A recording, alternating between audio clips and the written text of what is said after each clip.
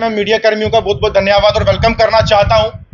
आज की जो हमारी प्रेस वार्ता है वो इस विषय पे है कि आपको पता होगा कि आज डेली विजिट जम्मू कश्मीर संघर्ष समिति काफी लंबे समय से जम्मू कश्मीर के हर एक डिस्ट्रिक्ट, हर तहसील के अंदर, चाहे वो मिड डे मील कुक की बात हो, आशा वर्कर की बात हो, आंगनवाड़ी की बात हो, मालिकम चौकीदार की बात हो, इरिगेशन फ्लड कंट्रोल की बात हो, हमारे PHE हो, हमारे लैंड डोनर्स हो, ये तमाम आशा वर्कर्स हमारी बहनें हो, ये तमाम उनके साथ जो है शाना बशाना हमारी संघर्ष समिति जो है वो काम कर रही है और लोगों के साथ खड़े होके प्रशासन और सरकार के आगे यही गुहार और यही डिमांड लगा रही है कि हमारे साथ जो लोगों के साथ बेइंसाफी हो रही है उनके साथ इंसाफ करें।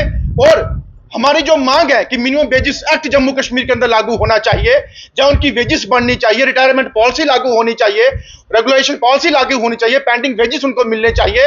और जो हमारे लोग डिपार्टमेंट के अंदर काम कर रहे हैं, अस्थायी कर्मचारी, कैजुअल लेबर्स, वो बेचारे किसी ना किसी तरीके से, आप देख सकते हैं कि हमारे PDD के हो, चाहे वो PHE के हो, चाहे वो हमारे एजुकेशन डिपार्टमेंट के लैंड डोनर्स हो, मालिकम चौकीदार हो, वो चंद पैसों के लिए डिपार्टमेंट के लिए काम करते हैं और डिपार्टमेंट उनको किस तरीके से उनसे काम लेने के बाद उनके साथ डिस्क्रिमिनेशन, भेदभाव करता है। और हमारी सरकार जो जम्मू कश्मीर के अंदर बनी है, उन्होंने इसी नाम से जो है इनसे वोट लेके सरकार में बैठे हैं और जब सरकार में बैठे हैं तो एक दूसरे को जो है वो रोक थोपा जाता है कि LG साहब करेंगे, कोई और करेगा। और LG साहब के पास करने के लिए अब रहा क्या, सिवाय पुलिस के LG साहब के पास है क्या? मंत्रालय आपके पास, सब कुछ आपके पास, एजुकेशन आपके पास, हेल्थ आपके पास, रूरल डेवलपमेंट आपके पास, रेवेन्यू आपके पास, उसके बाद आपका PHE आपके पास, इरिगेशन आपके पास। तो मुझे बताइए वो जो आपने डिपार्टमेंट लेके रखे हैं वो किस लिए लिए हैं, वो क्यों लिए आप लोगों ने? ट्रांसफर है आप कर रहे हो, एडजस्टमेंट है आप कर रहे हो,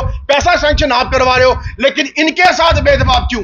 जो ग्राउंड लेवल पे काम करने वाले लोग हैं उनके साथ भेदभाव क्यों? लेकिन सरकार को हमारी खुली चेतावनी है कि अगर आने वाले दिनों को अगर आपने हमारी मांगों को पूरा नहीं किया, हम एक नहीं परिवार के समेत और अपने बच्चों के समेत रोड पे आएंगे। और हमारा जो इंटीमेशन है कि 15 अगस्त तक हम देखेंगे कि अगर हमारी मांगों को पूरा नहीं किया गया, 15 अगस्त के बाद जम्मू से हम दिल्ली की तरफ मूव करेंगे और जंतर मंतर पे बैठेंगे और पार्लियामेंट दिल्ली का जो है वो घराव करेंगे कि जम्मू कश्मीर के लोगों के साथ जो आपने वादे किए थे, गवर्नमेंट ऑफ जम्मू कश्मीर ने, जहां सेंटर की सरकार ने, वो क्यों नहीं पूरे किए जाते? क्यों हमें धोखे में रखा गया है? और इसको जो है अब जवाब देना पड़ेगा सरकार को कि क्यों आपकी कमेटियां, कहां, कौन सी कमेटियां, किस बात की कमेटी? आपकी गाड़ियां सैंक्शन होनी हो, कोई कमेटी नहीं। आपके पैसे बढ़ाना हो, कोई कमेटी नहीं। आपके बंगले सजाने हो, कोई कमेटी नहीं। आपको पैसा सैंक्शन करवाना हो, कोई कमेटियां नहीं। लेकिन इनके लिए कमेटियां क्यों? 25-30 साल से लोग सफर कर रहे हो और आप रोज जो है डे बाय डे उनको धोखा करते हो। अब संघर्ष समिति बर्दाश्त नहीं करेगी। आने वाले 15 अगस्त के बाद दिल्ली जो है जंतर मंतर मूव होगा और 31 तारीख के बाद अगर हमारी मांग पूरी नहीं की गई तो टोटली काम छोड़ हड़ताल, पेंट ऑन स्ट्राइक जो है जम्मू कश्मीर के अंदर होगा।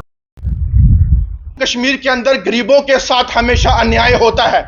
उनके जो मसले हैं उनको लेके सरकार अपनी जो है फायदे, अपनी सरकार बनाने के लिए, जहां अपने बेनिफिट्स के लिए यूज किया जाता है। गरीब हमेशा पिसता है, गरीब हमेशा दबता है और गरीब के ऊपर ही जो है राजनीति होती है, जिसके चलते गरीबों के साथ राजनीति करके यहाँ पे सरकारें बनती हैं और अपने घर, अपने बच्चे, अपनी फैमिली, अपनी कोठियां बनाई जाती हैं, लेकिन गरीब के साथ सुनवाई नहीं होती। लेकिन संघर्ष समिति हमेशा इनके साथ खड़ी है, जो कि आज हमारे बीच आशा वर्कर, आंगनवाड़ी, मालिकम चौकीदार, हमारे इरिगेशन वाले, अपनी mid day meal cook, land donors, ये तमाम साथी आज बैठे और अलग अलग एरिया से आए हैं। और हम लोग ये चेतावनी दे रहे हैं फिर से कि सरकार जल्दी से जल्दी हमारा जो है लोगों की मांगे पूरी कर ले।